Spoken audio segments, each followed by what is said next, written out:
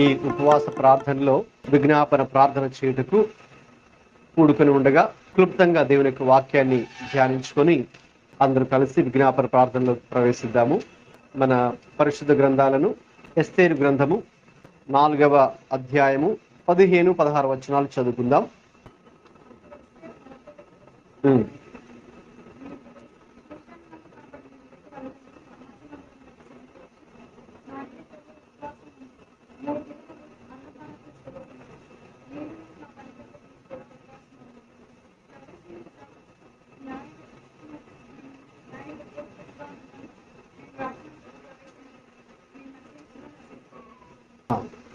మనం చదువుకున్నటువంటి యొక్క మాటలు ఎస్తేరు చెబుతున్నటువంటి మాటలు. మరి ఎస్తేరు ఏ పరిస్థితుల్లో ఈ మాటలు చెప్పిందో మన గనక గ్రహిస్తే నిజంగా మరి మనం ఆశ్చర్యపోతాం. ఎస్తేరు ఏ పరిస్థితుల్లో మరి మీరందరూ కూడా నా కొరకు 3 దినములు అన్నపానములు చేయకుండా ఉపవాసం ఉండి నా కొరకు ప్రార్థన చేయండి అని ఏ విషయంలో ఏ సందర్భంలో చెప్పిందో మనం నిజంగా తెలుసుకుంటే మరి ఆమె ఏ రీతిగా ఒక ప్రార్థనా యోధురాలుగా మనకు అనిపిస్తుందో ఈ రోజున మరి మనము చూసుకోబోతున్నాం. Esther the prayer warrior. So మరి ఆమె చేసినటువంటి ప్రార్థన లేక వారందరూ కలిసి చేసినటువంటి ఉపవాస ప్రార్థన చరిత్రనే తిరగరాసింది. Change the history. మరి ఈరోజు మనం ప్రార్థన చేయడానికి కూడుకుని ఉన్నాం. మరి మనం ప్రార్థన చేస్తే చరిత్ర మారుతుందా అంటే అవును, చరిత్ర మారుతుంది. చరిత్ర తిరగరాయబడుతుందా అంటే ఎస్, చరిత్ర తిరగరాయబడుతుంది. అంటే దేనికంత శక్తి ఉంది? మనకు ఆ శక్తి లేదు, రైట్? సో మనము ఎవరికైతే ప్రార్థిస్తున్నామో ఆ దేవునికి ఆ శక్తి ఉంది. హల్లెలూయా. కాబట్టి ఈ రోజున మనం ఏ రీతిగా అయితే ఉపవాస ప్రార్థనలో కూడుకుని ఉన్నామో మరి ఒక మంచి మాదిరి ఉపవాసం ఉండి ప్రార్థించుటకు ఎస్తేరు అలాగే ఆమె పినతండ్రి అయినటువంటి మరి మొర్దెకై అలాగే ఇశ్రాయేలీయులు కూడా ఒక మనకు మాదిరిగా కనిపిస్తున్నారు. ఈరోజు మరి మనం దేవుని యొక్క వాక్య భాగం నుంచి ధ్యానం చేద్దాం. మరి ఎస్తేరు గ్రంథాన్ని మరి మనము పూర్తిగా చదివినట్లయితే చాలా అద్భుతమైన విషయాలు మనం నేర్చుకోగలం. ఆ రోజుల్లో మరి దేవుని ప్రజలు ఇశ్రాయేలు అందరూ కూడా బబులోను చెరకు కొనుక్కోబడ్డారు. బబులోను చెర కొనుక్కోబడిన తర్వాత 70 సంవత్సరాలు వాళ్ళు అక్కడ చెరలో ఉన్నారు. 70 సంవత్సరాల చెర క్యాప్టివిటీ తర్వాత దేవుడు వారిని తిరిగి మరి వారి దేశానికి తీసుకుని రావడము జరిగింది, ఇశ్రాయేలు దేశానికి. అయితే కొంతమంది ఎవరైతే అక్కడ వెళ్ళారో వారు కొంతమంది తిరిగి రాలేదు, కొంతమంది మరి అక్కడే స్థిరపడిపోవడం జరిగింది. మరి అప్పట్లో మాదీయ పారసీక రాజ్యము మీడో పర్షియన్ కింగ్డమ్ అనేది అప్పట్లో పరిపాలనలో ఉంది. బబులోను రాజ్యము తరువాత ఆ యొక్క మాదీయ పారసీక రాజ్యం మీడో పర్షియన్ కింగ్. మరి అప్పట్లో మనం చూసినప్పుడు అహష్వేరోషు అనే ఒక రాజు, మనం ఆ విషయాలు ఎస్తేరు గ్రంథము 1వ అధ్యాయంలో చదువుతాం. ఆయన పరిపాలన చేస్తూ ఉన్నాడు. సో పరిపాలన చేస్తున్నటువంటి రోజుల్లో ఎప్పుడైతే మరి ఆయన ఒక రాణి కొరకు వారు చూశారో మరి రాణిగా ఎంపిక చేయబడడానికి వారు అనేక మందిని వెతికి తీసుకుని వచ్చినప్పుడు మరి అక్కడ ఎస్తేరు కూడా ఉండడం మనం చూస్తున్నాం. వాస్తవంగా ఆమె పేరు హదస్సా. మరి ఆమెకు తల్లిదండ్రులు లేరు. ఆమె యొక్క పినతండ్రి అయినటువంటి మొర్దెకై ఆమెను పెంచడం మరి మనం చూస్తాం. ఆ విషయాలు మనకు 2వ అధ్యాయంలో కనిపిస్తాయి. సో ఎప్పుడైతే ఆ ప్యాలెస్ కి రాణిగా ఉండడానికి తీసుకురాబడిందో మరి అనేక మంది అక్కడ వాళ్ళు ఒక విధంగా చెప్పాలంటే వాళ్ళు అందరినీ కూడా రాజు సెలెక్ట్ చేయాలి. వాళ్ళందరినీ తీసుకుని వచ్చారు అక్కడికి. అయితే నెక్స్ట్ రాణిగా అక్కడ ఉన్నటువంటి ఒక రాణి వెళ్ళిపోయిన తర్వాత వస్తి అనే రాణి మొట్టమొదటిగా ఉన్నటువంటి ఆమె అక్కడ నుంచి వెళ్ళిపోయిన తర్వాత ఇంకా నెక్స్ట్ క్రొత్తగా అక్కడ ఉండడానికి రాణి ఉండడం కోసం వారు అందరినీ తీసుకుని వచ్చినప్పుడు తీసుకుని రాబడినటువంటి ఆ యొక్క స్త్రీలలో ఎస్తేరు కూడా ఉంది. మరి ఆ ఎస్తేరు, హదస్సా అనే ఎస్తేరు అక్కడికి తీసుకుని రాబడింది. మరి ఆమె బ్యాక్గ్రౌండ్ ఏంటి? యూదురాలు, జూయిష్ పర్సన్. ఆ విషయము అక్కడ తీసుకొచ్చినటువంటి ఆ భటులకి వారికి తెలియదు, ఇక్కడ ఉన్నటువంటి రాజుకి తెలియదు. కేవలము ఆమెకు అలాగే ఆమె బాబాయ్ లేక పెనతండ్రి అయినటువంటి మొర్దెకైకి మాత్రమే ఆ విషయం తెలుసు. అయితే ఎప్పుడైతే అక్కడ తీసుకుని రాబడిందో మరి చాలా మంది అక్కడ ఒక పెద్ద ఏంటి పోటీ జరుగుతుంది రాణిగా ఎవరు ఉండాలని. అయితే ఒక విధంగా చెప్పాలంటే ఎస్తర్ విషయంలో దేవుడు ఒక ప్రత్యేకమైన కృప చూపించాడు. ఆమె రాణిగా అక్కడ సెలెక్ట్ అవ్వడానికి దేవుడే కృప చూపించాడు. మనకు ఒకసారి 2వ అధ్యాయం 16వ వాక్యం చదివితే, ఎస్తేరును చూచిన వారందరికీ ఆమె యందు దయ పుట్టెను. అంటే దేవుడు ఒక ప్రత్యేకమైనటువంటి ఫేవర్ ఆమె దేవుడు ఇచ్చాడు. అంటే అటు దేవుని దృష్టిలో కూడా ఆమె కృప పొందుకుంది, ఆ కటాక్షం పొందుకుంది. ఇటు మనుషుల దృష్టిలో కూడా ఆమె కటాక్షం పొందుకుంది. అంటే ఎవరు ఎస్తేరును చూస్తే చాలు మరి వాళ్ళందరూ కూడా ఆమెను దయ తలిచేటట్టుగా అక్కడ మనం చూస్తున్నాం. తర్వాత 17లో కూడా దేవుడు ఎలాగైతే రాజుతో కూడా రాజు విషయంలో కూడా ఆమెకు దయ పుట్టించాడో మనం చూడొచ్చు. 17వ వచనం 2:17.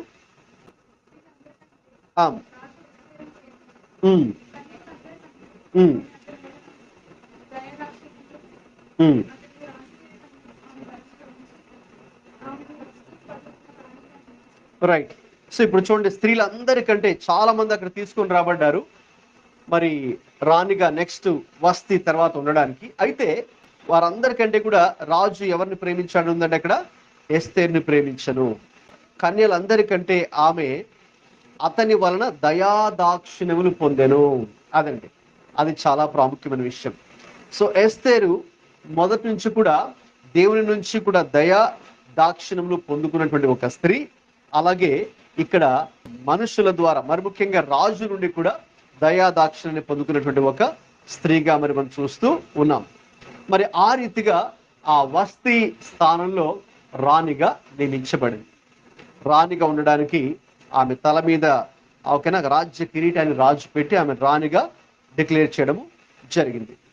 ఇక తర్వాత జరిగిన విషయం ఏంటి అంటే అక్కడ ఆ రాజు ఆ స్థానంలో ఒక ప్రముఖమైనటువంటి హోదాలో ఉన్నటువంటి అంటే ఆ రాజ సేవకులందరికంటే కూడా ఒక అధికారి హామాను గురించి మనం 3వ అధ్యాయంలో చదువుతాం. సో ఈ హామాను ఏది కోరుకునేవాడంటే అందరూ కూడా అతన్ని ఇలాగా వంగి నమస్కారం చేయాలి. ఆ దేశంలో పారసీక మాదీయ పారసీక రాజ్యంలో కూడా అది ఒక ఆనవాయితీ. కాబట్టి అతను వస్తున్నాడంటే రాజు లేకపోతే తర్వాత నెక్స్ట్ ఎవరైతే హై పొజిషన్లో ఉంటారో మరి వారికి అందరు కూడా ఎలాగా వంగి నమస్కారం చేయాలి. సో అయితే ఎప్పుడైతే అక్కడ మొర్దెకై అక్కడ ఉన్నాడో ఎస్తేరు యొక్క పెనతనే మొర్దెకై మరి వాళ్ళు యూదులు కాబట్టి వారు మొదటి నుంచి కూడా ఒక విషయాన్ని పాటించేవారు. ఏంటంటే వాళ్ళు దేవుడికి తప్ప ఎవ్వరు కూడా ఇలాగ తమ శిరస్సు మంచి పూర్తిగా వంగి వారు నమస్కారం చేయరు. గ్రీట్ చేస్తే మామూలుగా గ్రీట్ చేస్తారు, అంతేకాని అంటే ప్రత్యేకంగా వారు ఎలాగైతే దేవుని ఎదుటి ఇలాగ వంగి పూర్తిగా ఇలా వంగి నమస్కారం చేస్తారో అది వాళ్ళు దేవుడికి మాత్రమే చేస్తారు, మనుషులకు చేయరు. సో అది యూదుల పద్ధతి. మరి వారి పద్ధతి వేరుగా ఉంది. అయితే అక్కడ మరి నేను యూదులను గనుక నేను ఆ పని చేయను అని మొర్దెకై ఆ పని చేస్తున్నప్పుడు అంటే ఈ హామాను వస్తున్నప్పుడు ఈ హామాను ఎదుట ఆయనకి పూర్తిగా ఆయన వంగి నమస్కారం చేయనప్పుడు ఇక ఆ హామానుకి కోపం వచ్చింది. ఎలాగైనా సరే శిక్షించాలని ఒక ప్రణాళిక వేశాడు. సో చాలా రహస్యంగా ఒక స్కెచ్ గీసి మరి మొర్దెకై ఎవరు ఆయన బ్యాక్గ్రౌండ్ తెలుసుకొని ఆయన పుట్టుపూర్వత తెలుసుకుని ఓహో ఇతడు చెర నుంచి తీసుకుని రాబడిన వ్యక్తి, ఇక్కడే సెటిల్ అయిన వ్యక్తి కాబట్టి ఇతడు యూదుడు. తర్వాత ఇతడే కాదు ఇంకా చాలా మంది ఉండిపోయారని చెప్పాను కదా. సో కాబట్టి వాళ్ళందరూ కూడా ఇంకా అక్కడే ఉన్నారు కాబట్టి యూదులందరూ కూడా ఇలాంటి వాళ్ళే, యూదులు మమ్మల్ని గౌరవించట్లేదు అనే ఒక కోపంతో లేక నా హోదాని ఇతడు గుర్తించట్లేదు కాబట్టి ఈ యూదులందరూ కూడా మనకు శత్రువులే అని ఈ హామాను భావించి ఏం చేస్తాడు, ఒక్కసారిగా ఇతన్ని ఈ యూదులందరినీ కూడా చంపించాలనే ఒక కుట్రతో మరి ఏం చేస్తాడంటే రాజు దగ్గరికి వెళ్ళి రాజు దగ్గర చాలా అతన్ని నమ్మించేటట్టుగా ఒప్పించేటట్టుగా మాట్లాడి ఒక ఆల్మోస్ట్ లైక్ ఒక జీవోని అతని దగ్గర తీసుకొని ఏంటి ఆర్డర్ అంటే, ఇదిగో మొత్తం ఈ యొక్క రాజ్యంలో ఉన్నటువంటి యూదులందరూ కూడా మరి ఇంకా చంపబడాలి.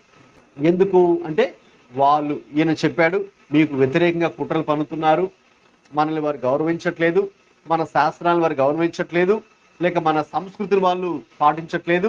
కాబట్టి మరి వాళ్ళు ఎందుకు ఉన్నారు మన రాజ్యంలో? కాబట్టి వాళ్ళందరినీ కూడా మరి చంపించి వెళ్ళిన ఒక కుట్రతో మరి అతడు రాజును ఒప్పిస్తాడు. హామాను రాజును ఒప్పించి ఆ యొక్క శాసనం కూడా పాస్ అయిపోతుంది. ఆ ఆజ్ఞ, రాజు ఆజ్ఞ. ఓకే, అది ఆస్థానంలో మొత్తం అన్ని ప్రదేశాలకు కూడా దాన్ని పంపిస్తారు. అన్ని ప్రదేశాలకు కూడా పంపించి ఒక విధంగా చెప్పాలంటే ఎప్పుడు వాళ్ళు చంపబడతారో కూడా వారు ముందే రాయించారు. అక్కడ మనం 3వ అధ్యాయము 13వ వచనం నుంచి అయితే మనకు అర్థమవుతుంది. 13, 14 3వ అధ్యాయం.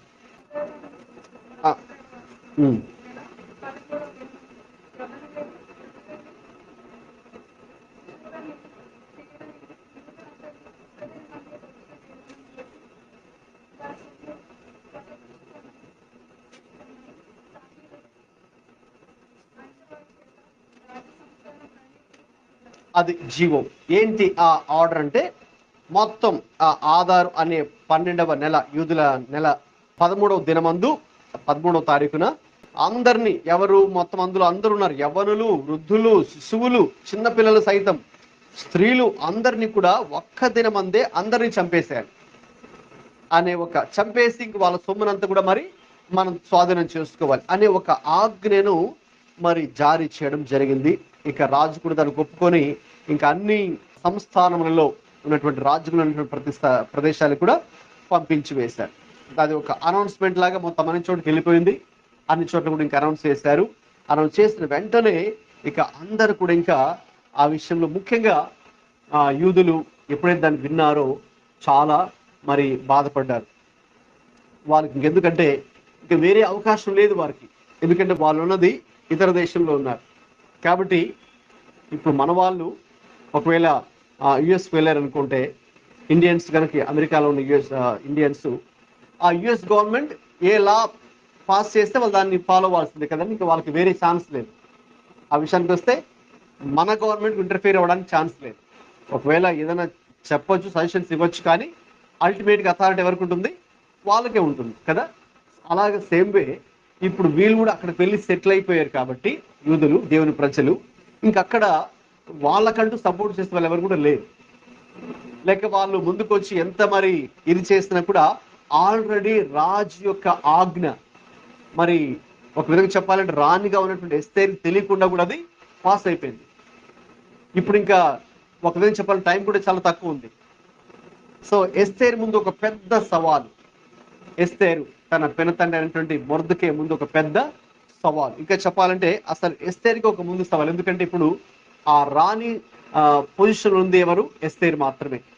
అంటే ఒకవేళ ఏదైనా సిచ్యువేషన్ మార్చాలి అంటే కేవలం ఒకే ఒక వ్యక్తి చేతిలో మాత్రమే ఆ యొక్క విషయం అనేది ఉంది. అందుకే మొర్దెకై ఈ విషయాన్ని గమనించి అనౌన్స్మెంట్ విని ఒకసారిగా ఆయన యూదులందరూ కూడా ఎలా బాధపడుతున్నారో తెలుసుకొని ఎస్తేర్కి ఒక మాట చెప్తారు మొర్దెకై. ఆ మాట ఏంటో మనం 4వ అధ్యాయము 12, 13లో చదువుకుందాం.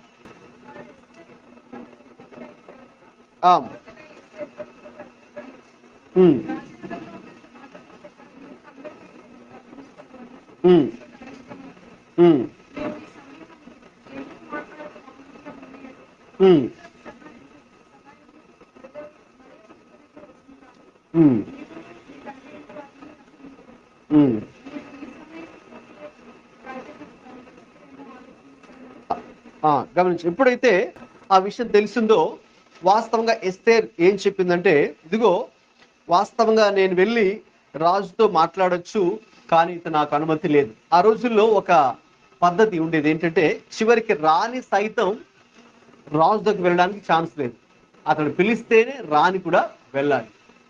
ఒకవేళ రాజు కోప్పడితే మరి రాణిని కూడా చంపివేయవచ్చు. అంటే అంత ఉన్నత హోదాలో ఉన్నా కూడా రాజు అల్టిమేట్ పవర్ కాబట్టి రాజు కోప్పడచ్చు. అదే పైన ఆమె చెప్పింది అన్నమాట 10, 11లో.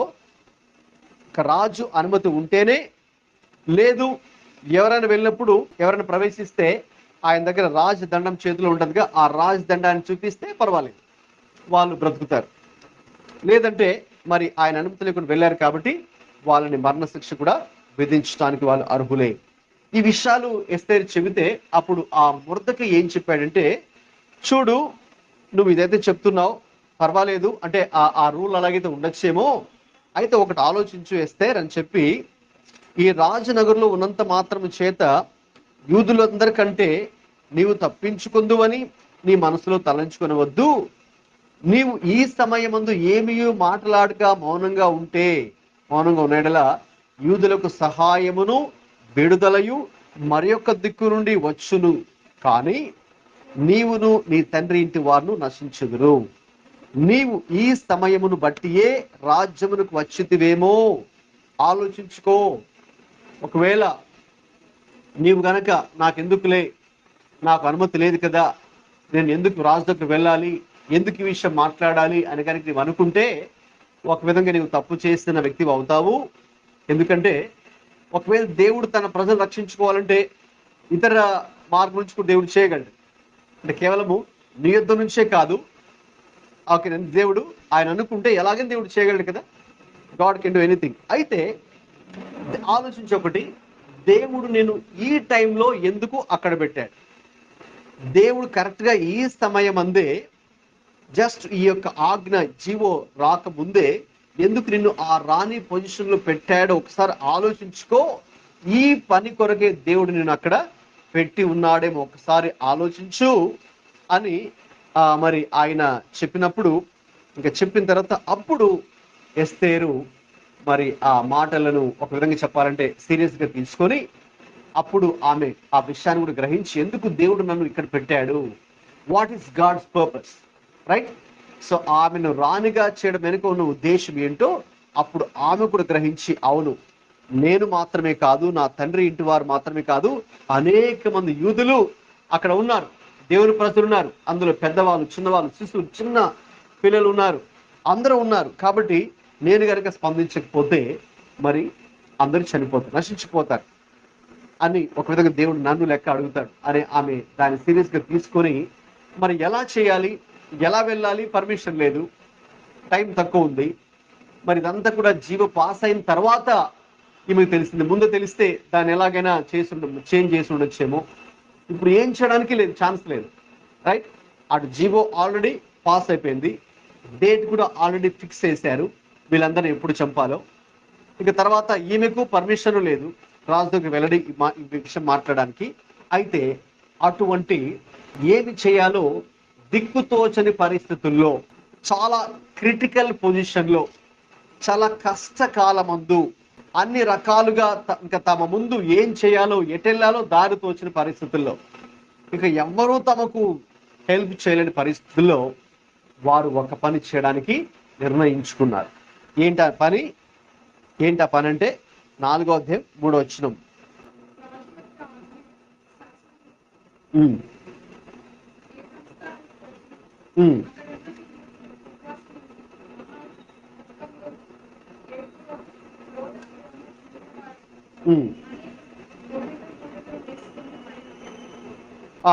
ఎప్పుడైతే ఈ విషయం మరి ఆయన తెలిసిందో, మరి ఆయన కూడా ఇక ఒక్కసారిగా ఇదిగో మాకు ఏ అవకాశము లేదు, మాకు సహాయం చేయడానికి ఎవరు లేరని చెప్పి ఆయన వెంటనే బాధతో ఆ రోజుల్లో వారు ఏం చేసేవారంటే బట్టలు చింపుకొని, గోనె పట్ట వేసుకొని, బూడిద పోసుకొని వారు ఏం చేసేవారంటే శోకముతో రోదనము చేసి అక్కడ ఉన్నటువంటి యూదులు ఉపవాసం ఉండి మహా దుఃఖములోను, ఏడ్పులోను, రోదనంలోను మునిగిన వారైరి, రైట్? ఇక తర్వాత ఇక ఎస్తేరు కూడా మొర్దెకైకి ఒక వార్త పంపించింది.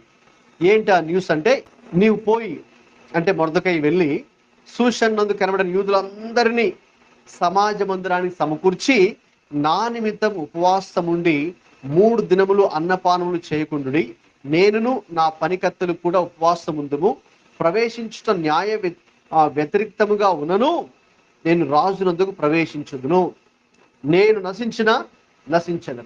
ఇంకా ఒక విధమైనటువంటి ఒక డేరింగ్ స్టెప్ తీసుకుంది ఎస్తేర్. ఏంటంటే ఇదిగో వాళ్ళ బాబాయ్కి విషయాన్ని పంపించిగో, బాబాయ్ నువ్వు వెళ్ళి మొత్తం మన వాళ్ళు ఎక్కడున్నారు యూదులందరికీ చెప్పి మీరందరూ కూడా ఒక చోటికి సమాజ మందిరానికి వచ్చి ఎక్కడైతే ప్రార్థనలు చేస్తూ ఉంటారో వారు అక్కడికి వచ్చి 3 దినములు మీరు ఉపవాసం ఉండండి, నా కోసం ఉపవాసం ఉండి మీరు దేవుడికి ప్రార్థన చేయండి. ప్రార్థన చేస్తే నేను ఉపవాసం ఉంటాను, అలాగే నా పనికత్తెలు ఆమె దగ్గర ఉన్నటువంటి సేవకురాండ్రు కూడా మేమందరూ కూడా ఉపవాసం ఉంటాం. వాస్తవంగా అయితే నాకైతే పర్మిషన్ లేదు వెళ్ళడానికి, మరి మేము 3 రోజులు ఉపవాసం ఉండి అప్పుడు నేను వెళ్తాను. ఒకవేళ రాజు కోప్పడితే మరి నన్ను చంపేయించి కూడా ఇక నేను చంపబడడానికి కూడా రెడీగా ఉన్నాను. అయితే ఇది మాత్రం నేను ఖచ్చితంగా చేస్తాను, ఉపవాసం ఉండి ప్రార్థన చేస్తాను, మీరు ఉపవాసం ఉండి ప్రార్థించండి అని ఒక మంచి విషయాన్ని మరి ఆమె నిర్ణయం తీసుకొని మరి ఉపవాసం ఉన్నారు, ప్రార్థన చేశారు. అటువేమో ఈమెమో అంతఃపురంలో లోపల ఈమె ఆ పనికెత్తలు ఉపవాసం ఉండి ప్రార్థన చేస్తున్నారు. బయట మరి మొర్దెకై ఆ యూదులందరూ కూడా సమాజ మందిరంలో చేరి 3 రోజులు వాళ్ళు ఉపవాస ప్రార్థన చేశారు. ఎప్పుడైతే అది చేశారో ఇక నెక్స్ట్ ఇక ఆమె రాణి ఇంకా వెళ్ళిపోయింది, రాజు దగ్గరికి వెళ్ళి ఆవరణంలో నిలబడింది. నిలబడిన వెంటనే చెప్పాలంటే చాలా టెన్షన్ ఉంది లోపల, అసలు ఏం జరుగుతుందో. ఒకవైపు ఏమో టెన్షన్, ఏం జరుగుతుందో, పర్మిషన్ లేదు నన్ను చంపేస్తాడేమో. మరొక వైపు ఏమో దేవుడి మీద ఉన్నటువంటి విశ్వాసం.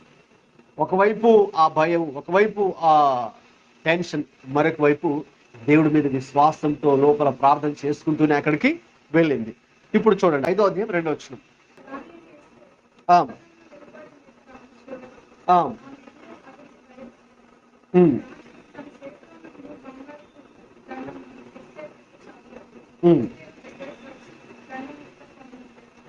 రైట్. రాజు చూడగా ఆమె యందు అతనికి దయ పుట్టెను. సరే, మనం ముందే చెప్పుకున్నాం, ఎస్తేరు ఎప్పుడైతే అసలు మొదట ఆ అంతఃపురంలో ప్రవేశించిందో, రాణిగా సెలెక్ట్ అవ్వడానికి ముందే తీసుకుని వచ్చి అక్కడ పెట్టారో, ఎప్పుడైతే అంతా కూడా ఆ టైం వచ్చిందో ఆమె అక్కడికి వెళ్ళడానికి, ఎలాగైతే అప్పుడు ఆయనకు ఎస్తేరు మీద ఒక ప్రత్యేకమైనటువంటి దయా మనం చూసాం.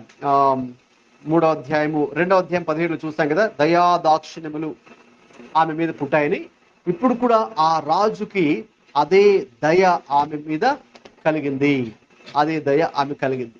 ఇక కలిగింది కాబట్టి ఇక ఆయన తన చేతిలో ఉన్న బంగారపు దండాన్ని ఆమె తట్టు చూపించాడు కాబట్టి దాని అర్థం ఇక ఆమె రావచ్చు, ఆమె మాట్లాడవచ్చు, ఇక రాజు కోప్పడలేదు, లేక ఇంకా ఆమెకి ఏ శిక్ష కూడా ఉండదు అని అర్థం.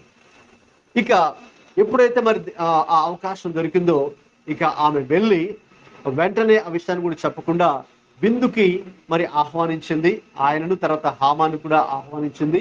అక్కడికి వచ్చిన తర్వాత ఆల్మోస్ట్ 2 సార్లు ఆ విందు జరిగిన తర్వాత అప్పుడు ఆమె ఈ విషయాన్ని మరి చెప్పడం జరిగింది. చెప్పిన తర్వాత మరి ఒక్కసారిగా రాజు కూడా ఆ విషయాన్ని సీరియస్ గా తీసుకొని, చెప్పాలంటే ఆ విషయంలో ఎలాగైనా రెస్పాండ్ అవ్వచ్చు ఆయన.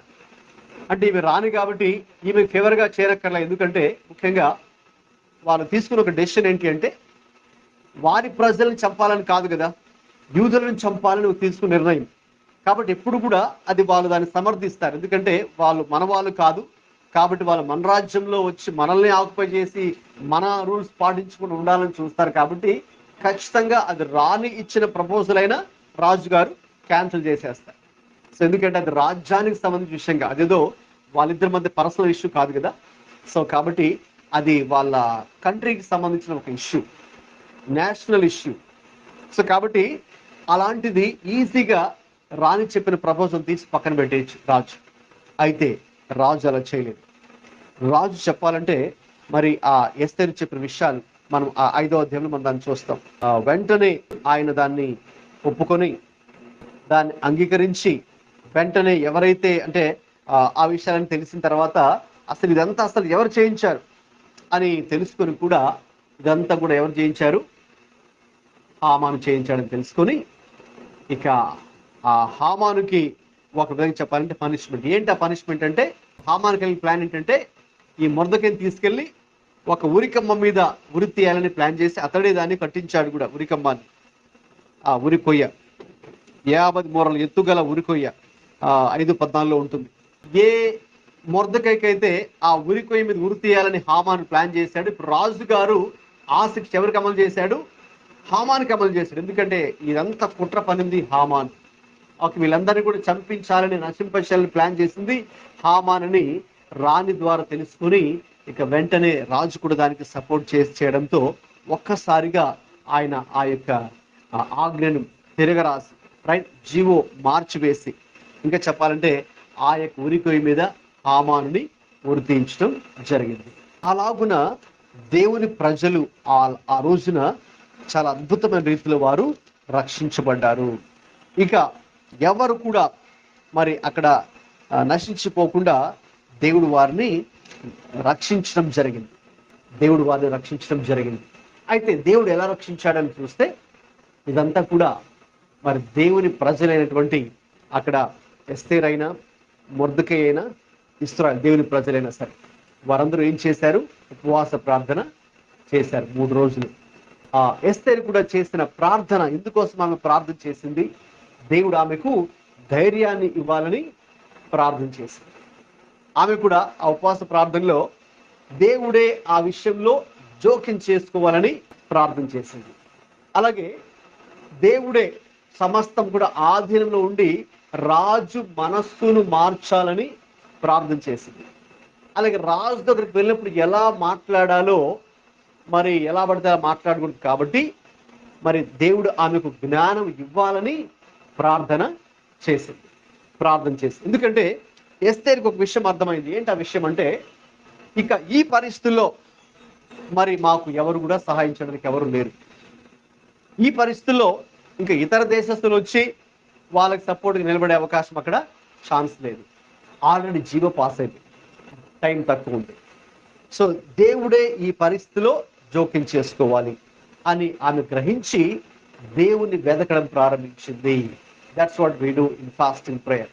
We seek the lord with full understanding. ఏంటి?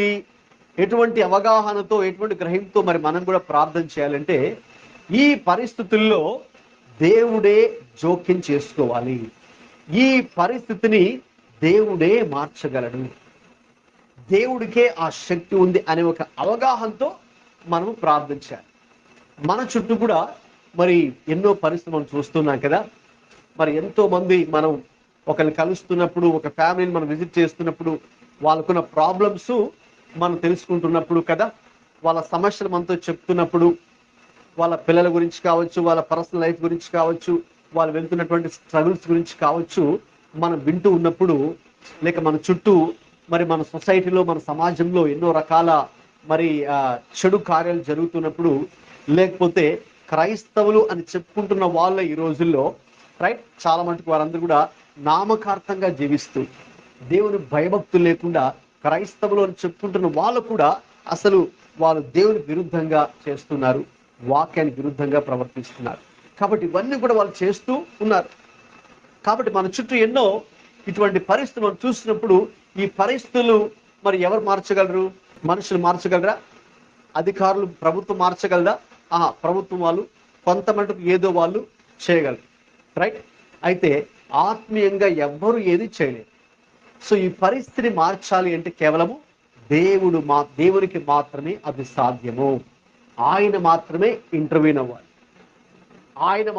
ఆయన జోక్యం చేసుకున్నప్పుడే ప్రజల హృదయాలు కదులుతాయి. ఇప్పుడు రాజుకి ఆ మనసు పుట్టిందంటే, అంటే రాణిని చూడగానే మరి తన రాజదండాన్ని తీసి చూపిస్తూ, అంటే ఆమెకు అనుమతిస్తూ, నీవు రావచ్చు, నువ్వు మాట్లాడచ్చు అనే అనుమతి ఇచ్చాడంటే, రాజుకి ఆ మనసు పుట్టించింది ఎవరు? దేవుడే. అలాగే వెళ్ళిన తర్వాత కూడా స్టిల్ ఇంకా అయిపోలేదు, రైట్. సో మొత్తం రాజు పర్మిషన్ ఇచ్చింది మాత్రాన ఇంకంత అయిపోయిందని అనుకోవడానికి ఛాన్స్ లేదు కదా. రాజు ఇప్పుడు దానికి ఒప్పుకోవాలి. ఈమె పెట్టే ఆ ప్రపోజల్కి, ఆ విషయానికి మరి ఆయన సమ్మతించాలి, ఒప్పుకోవాలి. మరి అది కూడా అంత ఈజీ ఇష్యూ కాదు. మీకు చెప్పాను ఇప్పుడే, ఇట్స్ ఏ నేషనల్ ఇష్యూ. అది వారి నేషన్కి సంబంధించినటువంటి విషయం కాబట్టి దానికి ఆయన ప్రాముఖ్యత ఇస్తాడు, కానీ ఏదో రాని చెప్పినంత మాత్రం దానికి ఇవ్వడు. అయితే అది కూడా ఆయన కన్సిడరేషన్ చేసి ఒప్పుకున్నాడంటే, ఆయన ఒప్పించింది ఎవరు? ఆ రాజును ఒప్పించింది రాజాది రాజు అయిన మన దేవుడు. రాజులకే రాజు మన దేవుడు. ఈ లోకంలో కింగ్స్ ఉన్నారు, right. So small letter K, అయితే ఆ big letter K, king of kings ఎవరంటే దేవుడే. కాబట్టి ఆ రోజు ఆ రాజాది రాజు అయిన ప్రభువే ఆ రాజు యొక్క మనసుని ఒప్పించడం జరిగింది. కాబట్టి ఎస్తేరు ఎటువంటి గ్రహింపుతో వెళ్ళింది, ఎటువంటి గ్రహింపుతో 3 రోజులు ఉపవాస ప్రార్థన చేసింది అంటే, ఆమె ఈ పరిస్థితుల్లో దేవుడే జోక్యం చేసుకోవాలి, ఆయన ద్వారానే సాధ్యమని గ్రహించి ఇక దేవుణ్ణి నేను వెతుకుతాను.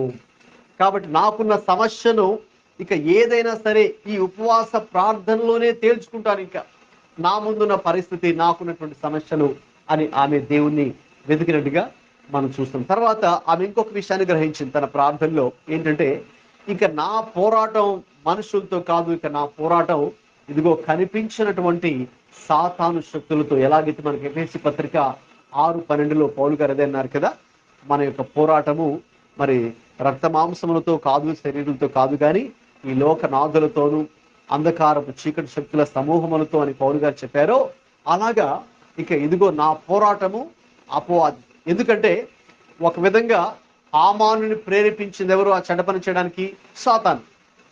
కాబట్టి ఆ హామాను సాతాన్ని ప్రేరేపిస్తేనే కదా వాడు అటువంటి ఒక బ్యాడ్ డెసిషన్ తీసుకోవడానికి అవకాశం వచ్చింది. కాబట్టి ఇప్పుడు నా పోరాటం ఒక విధంగా చెప్పాలంటే ఈ మనిషితో కాదు, ఆ మనిషి వెనుకున్నటువంటి సాతానుతో. కాబట్టి ఈ రోజున మనం కొన్ని పరిస్థితులు చూస్తున్నప్పుడు, ఒక ఇంటిలో, ఒక క్రైస్తవ కుటుంబంలో వాళ్ళు దేవునిలో ఉండకుండా, మరి అటు భర్త కానీ లేక భార్య కానీ లేక పిల్లలు కానీ దేవునిలో ఉండకుండా వాళ్ళని పక్కకు తప్పించి, మరి వాళ్ళ ద్వారా మరి అదైవికమైన పద్ధతులు, అదైవికమైనటువంటి ప్రవర్తన మరి వాళ్ళకి కలిగించింది ఎవరు? సాతాను.